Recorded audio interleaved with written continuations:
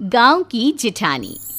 शांति अपने दो बेटों अर्नव और आरुष के साथ शांति से जीवन बिता रही थी, लेकिन शांति के पति सोहन से उसकी कभी कभार थोड़ी अनबन हो जाती थी।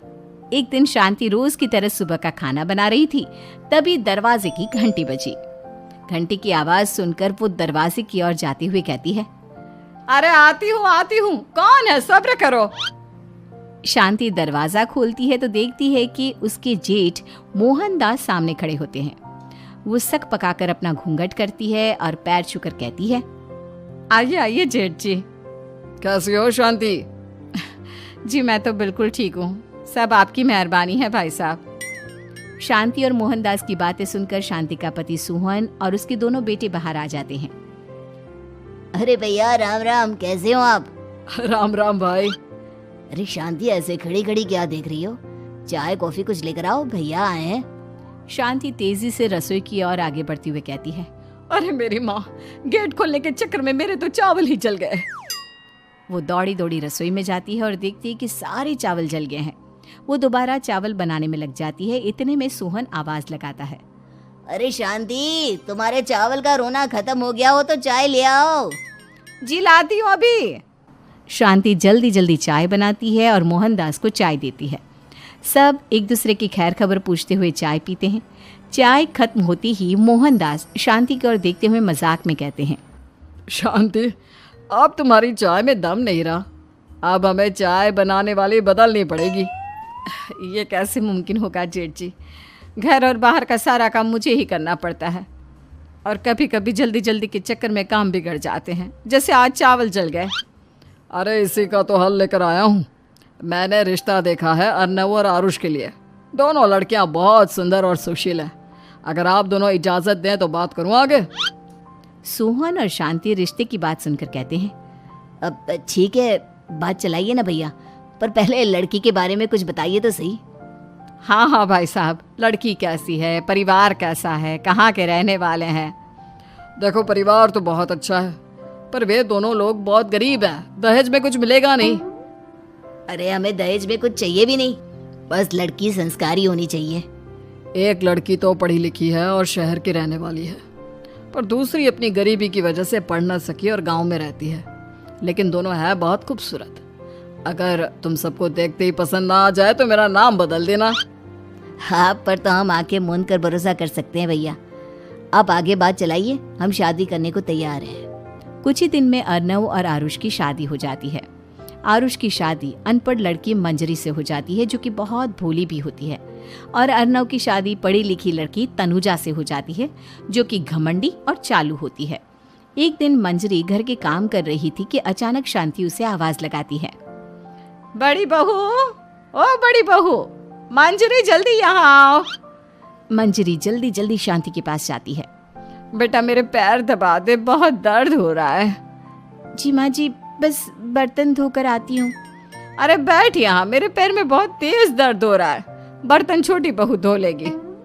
मंजरी शांति के पैर दबाने लगती है तो शांति तनुजा को आवाज लगाती है, छोटी बहू, और छोटी बहू।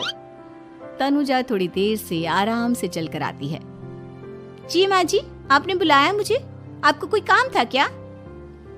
तू कुछ काम कर रही है या? शांति की बात काटते हुए तनुजा बोलती है, कुछ नहीं माँ, फोन पर अपने घर पर बात कर रही थी। अरे बाद में बात करियो अपने घर वालों से, पहले जाके बर्तन धो ले। तनुजा मुंह बनाते हुए अपनी जिठानी की ओर देखती है और मन ही मन कहती है, ये महारानी वहां बैठी है, ये नहीं कि बर्तन धो ले। मैंने इतनी पढ़ाई बर्तन धोने के लिए की थी क्या? तनुजा दांत पीसकर वहां से चली जाती है।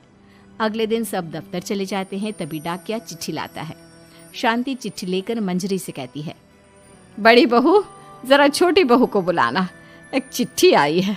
मेरी तो आंखें कमजोर है तो मुझसे पढ़ा नहीं जाएगा।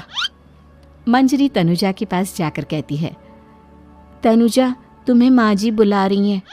मुझ पर हुक्म मत चलाओ, काम बताओ काम। अरे मैंने तुम पर कहाँ हुक्म चलाया, और हुक्म चला भी दूंगी तो क्या हुआ, तुम तो मेरी छोटी बहन की तरह हो ना। तुम जैसी अनपढ़, जाहिल और गांव की गवार मेरी बहन नहीं हो सकती। बेचारी मंजरी तनुजा की बात सुनकर अपना सा मुंह लेकर रह गई। कोई चिट्ठी आई है, माँ जी तुमसे पढ़वाना चाहती है, बस इसलिए बुला रही हैं।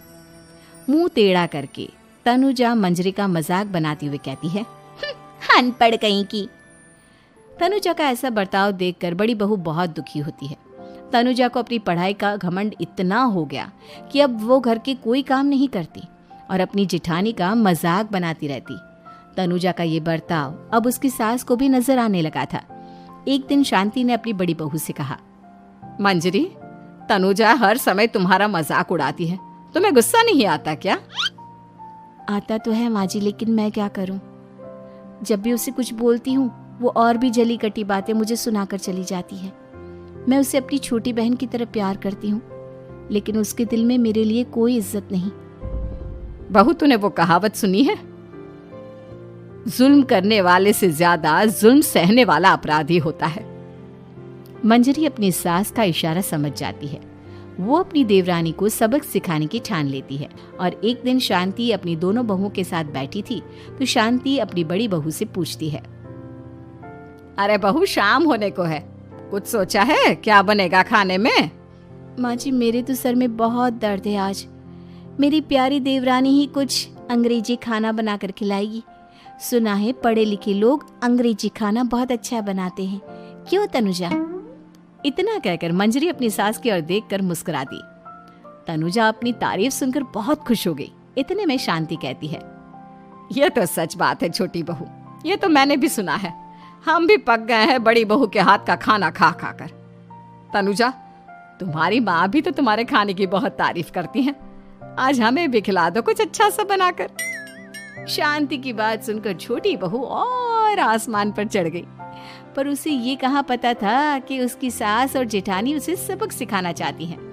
तनुजा अपनी तारीफ सुनकर खुश तो बहुत होती है, पर सोचने लगती है, मुझे तो कैसा भी खाना बनाना नहीं आता। अब मैं क्या करूंगी? अगर मैंने इनको सच बता दिया तो मेरी सारी इज्जत मिट्टी में मिल जाएगी। अरे छोटी बहू, क्या सोच रही हो? खिलाओगी ना अपने हाथ का अंग्रेजी खाना? छोटी बहू हाँ में सर हिला देती है। अचानक से उसके दिमाग में एक आइडिया आता है। मैं इंटरनेट से देखकर कुछ बना लेती हूँ, मेरी वाहवाही पूरे घर में हो जाएगी। मुझे कौन सा रोज रोज बनाना है। माँ जी, आज आप सबको ऐसा खाना खिलाऊंगी कि। इतने में शांति छोटी बहू की टांग खींचते हुए कहती है कि पता नहीं कैसा खाना खिलाओगी। ए ऊपर वाले, हमारी रक्षा करना। इतना बोलकर शांति और मंजरी दोनों जोर जोर से हंसने लगते हैं। अब तनुजा रसोई घर में चली जाती है और खाने की तैयारी करने लगती है, पर उसे रसोई घर की चीज़ों के बारे में तो कुछ नहीं पता। जैसे तैसे सारी चीज़ें निकालती है और इंटरनेट पर देखकर खाना बनाती है। कुछ ही देर में सब लोग घर आ जाते हैं। अरे सुनते हो, आज का खाना हमारी छोटी बहू बना रही है। अरे वाह, आज तो फिर कुछ अंग्रेजी खाना खाने को मिलेगा। कुछ ही देर में खाना बन जाता है तो छोटी बहू सबका खाना लगा देती है। इतने में बड़ी बहू कहती है, क्या बात है देवरानी जी, आज तो बहुत अच्छी खुशबू आ रही है। ये बात तो सही कही बड़ी बहू तूने, खुशबू तो अच्छी है। ऐसी खुशबू तो मेरे खाने में भी नहीं आती। सब मिलकर छोटी बहू की बहुत तारीफ करते हैं और छोटी बहू 7वें आसमान पर बैठ जाती है। अब सभी खाना खाते हैं। जल्दी जल्दी दो, अब तो मुंह में पानी आ रहा है। हाँ, मुझसे भी नहीं रुका जा रहा। जैसे ही सोहन एक निवाला खाता है तो उसकी आंखों से पानी आने लगता है। ये देखकर शांति सोहन से पूछती है, क्या हुआ जी, खाना इतना अच्छा बना है कि आंखों से पानी आ गया? सोहन चुप रहता है और धीरे धीरे से खाना शुरू कर देता है। इतने में सोहन छोटी बहू से कहता है, बेटी तुम भी तो खाओ, तुम क्यों रुकी हो? खाना सच में बहुत अच्छा है। ये कहकर सोहन जोर से हंस देता है। फिर सब खाना खाने लगते हैं, लेकिन खाने में नमक और मिर्च तेज हो गई थी। तनुजा से कोई कुछ नहीं बोलता, बल्कि उसे भी खाने को कहते हैं।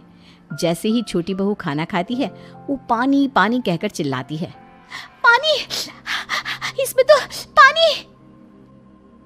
ये खाना तो सच में इतना अच्छा बना है कि हमारे साथ साथ देवरानी जी भी इसके स्वाद को कभी नहीं भूल पाएंगी। सही कहा बहू। तनुजा को अपनी गलती का एहसास हुआ और उसने अपनी सास से कहा, माँ जी ये मेरी गलती नहीं है, इंटरनेट पर दिखाया था कि 4 चम्मच नमक और मिर्च डालने हैं। अब मंजरी को भी मौका मिल गया और उसने तनुजा पर तंज कसा। नाच न जाने आंगन टेढ़ा, हर जगह अपनी पढ़ाई दिखाती हो, दूसरों का मजाक उड़ाती हो। अब पता चला ना, हर चीज़ में पढ़ाई काम नहीं आती। और तुम तो शहर में रही हो, तुम्हें तो मुझसे भी अच्छा खाना बनाना आना चाहिए ना। बेटा, अगर तूने ठीक से सब सीखा होता तो आज तुझे शर्मिंदा नहीं होना पड़ता। बात शहर या गांव की नहीं होती। मंजरी गांव से आई है, लेकिन उसे घर का काम करना और खाना बनाना सब अच्छी तरह से आता है। तुम शहर में रही हो, तुमने ये सब क्यों नहीं सीखा? छोटी बहू सर नीचा कर सबसे माफ़ी मांगती है और बहुत शर्मिंदा होती है। दीदी मुझे माफ़ कर दो, मैंने आपको बहुत बुरा भला कहा, पर आपने मुझे हमेशा ही माफ़ किया। आज मुझे अपनी गलती का एहसास हो गया है। अब दोनों बहुएं मिलकर घर का काम करने लगी और एक दूसरे को अपने गुण बांटने लगी। मंजरी ने अपनी देवरानी को खाना बनाना और घर का काम करना सिखाया, वहीं तनुजा ने भी अपनी जिठानी को पढ़ना लिखना सिखाया। शांति और सोहन ऐसी बहुएं पाकर बहुत खुश थे।